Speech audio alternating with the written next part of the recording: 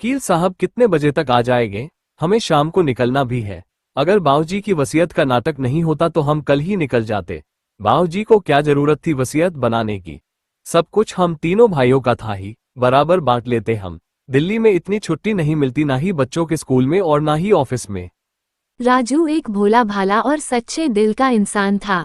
वैसे तो वो हमेशा हंसता मुस्कराता रहता था, लेकिन अभी कुछ दिनों से उदास और खामोश हो गया था। और होता भी कैसे नहीं। अभी 13 दिन पहले ही उसके बाबूजी उसे हमेशा के लिए छोड़कर जो चले गए थे। बाबूजी सिर्फ उसके पिताजी नहीं थे, उसकी पूरी दुनिया थे, उसकी जान बसती थी उनमें। एक वही थे जिन्हें कदर थी उसकी, वरना दोनों बड़े भाई तो उसे नालायक ही कहते थे। हाई स्कूल में था राजू जब माँ छोड़ कर गई थी।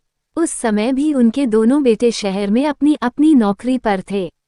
केवल राजू ही था उनके पास। मरने से पहले माँ ने राजू का हाथ पकड़कर कहा था, बेटा मुझे वचन दे, तू अपने बाबूजी को कभी अकेला नहीं छोड़ेगा, हमेशा उनका ख्याल रखेगा। राजू ने कांपते हाथों से माँ को वचन दे दिया था। उसने कभी ये बात न अपने बाबूजी को बताई और न ही अपने भाइयों को। राजू के गांव में सिर्फ इंटर तक ही स्कूल था। बड़े भाई इंजीनियर थे तो उन्होंने इंटर के बाद राजू को शहर बुलाया और इंजीनियरिंग करने की सलाह दी।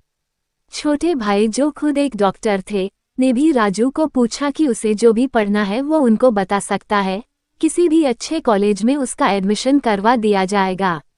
राजू पढ़ना चाहता था लेकिन अपनी भाभीयों के व्यवहार की वजह से उनके पास जाने की हिम्मत न पड़ती। बड़े भाई की शादी तो माँ के सामने ही हो गई थी। पहले तब भी बड़ी भाभी कभी कभी गांव आ जाया करती थी, लेकिन अब तो उन्हें गांव आने में शर्माती हैं। छोटे भाई ने भी माँ के जाने के 1 साल बाद ही अपने साथ काम करने वाली डॉक्टर से शादी कर ली थी। उनको तो हमारे साथ उठना बैठना वैसे भी पसंद नहीं था। ऐसे में बाबूजी को वहां रखना सही नहीं होगा और उनको गांव छोड़ के भी नहीं जा सकता अकेले। हरी काका ने तो कहा था कि चले जाओ राजू बेटा, मैं रख लूंगा बाबूजी का ध्यान, लेकिन राजू का मन नहीं माना और उसने आगे ना पढ़ने का निर्णय लिया। बाबूजी ने बहुत समझाया था लेकिन राजू अपने निर्णय पर अटल रहा। दोनों भाइयों के साथ -2 गांव के और भी लोग बाबूजी से कहते कि उनका छोटा बेटा तो नालायक निकला। बाबूजी कुछ नहीं कहते, बस मुस्कुरा जाते थे। राजू ने गांव में ही रहकर खेती करना शुरू किया और इतनी मेहनत की कि हर साल सबसे ज्यादा फसल राजू के खेत में ही होती। फसल बेचने के बाद जो पैसा मिलता बाबूजी उससे और जमीन खरीद लेते। धीरे धीरे राजू की मेहनत रंग लाए और आसपास के गांव में सबसे ज्यादा जमीन राजू और उसके बाबूजी पर थी। बाबूजी हमेशा कहते कि जमीन तेरे नाम करा देता हूँ, लेकिन वो हमेशा बाबूजी के नाम ही करा देता। बाबूजी ने पास के ही गांव की एक लड़की से राजू की शादी करवा दी थी। शादी से पहले राजू ने कहा था कि एक बार वह सुनीता से बात करना चाहता है। उस समय सबने उसका मजाक बनाया था, लेकिन बाबूजी ने हंसकर हाँ कह दिया था। राजू जब सुनीता से मिला तो उसने माँ के वचन के बारे में बता दिया था और यह भी कह दिया था कि भविष्य में कभी भी वो उसे भाभीयों की तरह शहर जाने को न कहेगी। वो अपने बाबूजी को छोड़कर कहीं नहीं जाएगा। राजू का अपने पिता के प्रति इतना प्रेम देखकर सुनीता तो वैसे भी उसकी दीवानी हो गई थी। वो अक्सर कहती भी थी कि वो बहुत खुशनसीब है जो उसे राजू जैसा देवता पति मिला है। राजू की भाभी इतनी घमंडी थी कि वो सुनीता को 3rd क्लास लड़की कहकर ही बुलाती थी। सुनीता ये सोचकर जवाब न देती कि साल में कभी कभी तो आते हैं ये लोग, अब क्या बहस करे इनसे। बाबूजी की तो आंखों के तारे थे सुनीता और राजू। भैया वकील साहब आ गए हैं। सारा परिवार आंगन में इकट्ठा था। गांव के कुछ बुजुर्गों को भी बुलाया गया था। वकील साहब ने राजू और उसकी पत्नी को भी बुलाया। बड़ी बहुएं और बेटे बहुत खुश थे, सोच रहे थे अपने अपने हिस्से की प्रॉपर्टी के पेपर्स लेकर शाम को निकल जाएंगे। वकील साहब ने सबको बैठने के लिए कहा और वसीयत पढ़ना शुरू किया।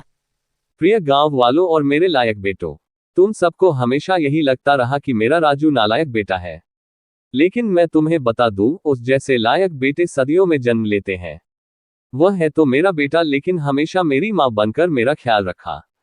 अपनी माँ को दिए वचन के लिए उसने अपना पूरा जीवन कुर्बान कर दिया। मुझे तो कभी पता ही नहीं चलता अगर मैं उसकी और सुनीता की बातें नहीं सुनता।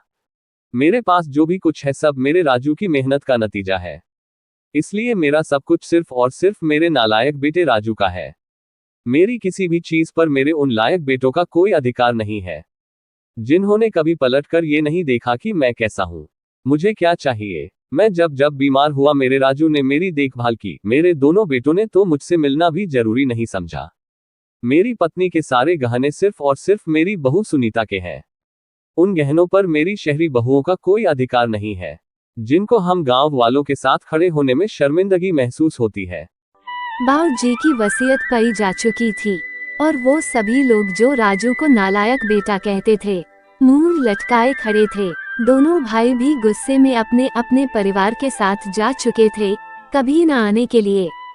उस आंगन में खड़ा राजू उस गांव का सबसे अमीर व्यक्ति था, लेकिन फिर भी वह अपने आप को सबसे ज्यादा गरीब महसूस कर रहा था, क्योंकि उसकी असली दौलत उसके बाबूजी उसे हमेशा के लिए छोड़कर जा चुके थे।